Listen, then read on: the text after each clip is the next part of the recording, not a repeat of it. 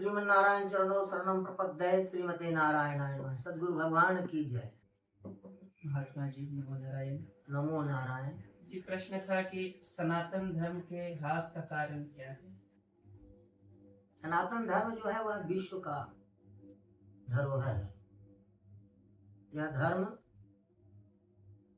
पूरे संसार में इसका प्रचार प्रसार था और बहुत ही उत्थान पर था। ह्रास का मूल कारण है कि जब गौतम बुद्ध ने बुद्ध धर्म की स्थापना की नेपाल से आकर के भारत में, और बोध गया में बोधि वृक्ष के पास उन्हें ज्ञान प्राप्त हुआ, तब तक बौद्ध धर्म जो है बहुत धीरे धीरे विकसित हो रहा है। लेकिन जब सम्राट अशोक ने कलिंग पर विजय प्राप्त किया, उसके बाद वे बुद्ध के शरण चले गए और एक राजा थे, भारत का सम्राट थे। और राजा जब जिस धर्म में चल जाए, जो नियम कानून लागू करे, वो जनता को स्वीकार करना पड़ता है। उस समय जो है बौद्ध धर्म का विस्तार हुआ।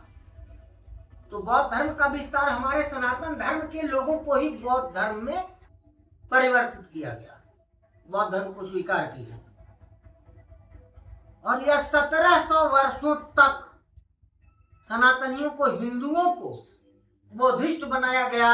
जगह जगह पर बुद्ध स्तूप लगाया गया, बुद्ध की मंदिरें बनाई गई, काफी विकास हुआ, हमारा सनातन धर्म का ह्रास हुआ। उसके बाद जो है मुगलों ने 331 वर्ष तक लगभग शासन किया। जब बुद्ध धर्म का ह्रास होने लगा, मुगल साम्राज्य की स्थापना हुई, तो 321 वर्षों तक मुगलों ने ये भारत पर शासन किया। अर्थात हिंदुओं को मुसलमान बनाया गया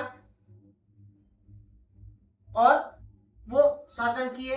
इसके बाद फिर अंग्रेजों ने आक्रमण किया मुगलों पर, मुगलों के शासन पर।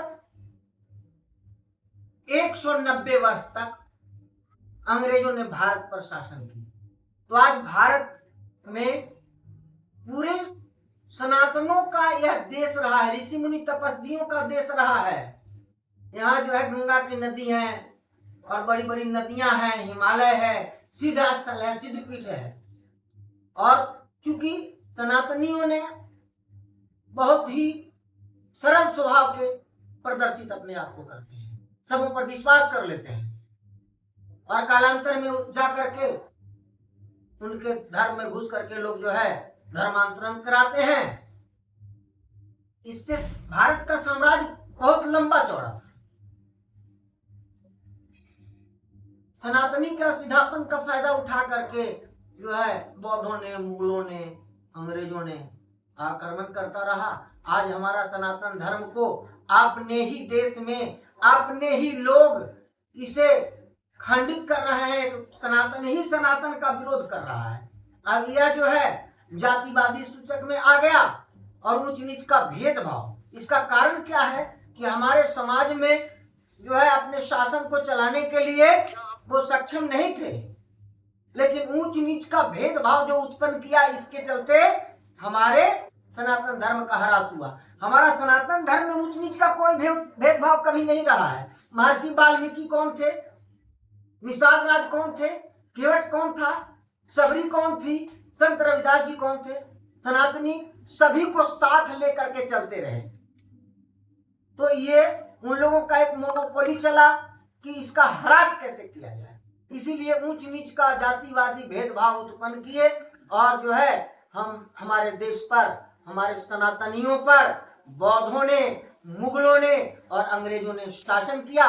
और आज हमारा सनातन धर्म जो है जातिवादी में बिखर गया है। मैं देश की सभी जो है नागरिकों से कहना चाहता हूं कि सभी सनातनी एक होकर के आवाज उठाएं और सनातन धर्म जैसे हमारा आदि धर्म था उसी तरह से धर्म रहेगा।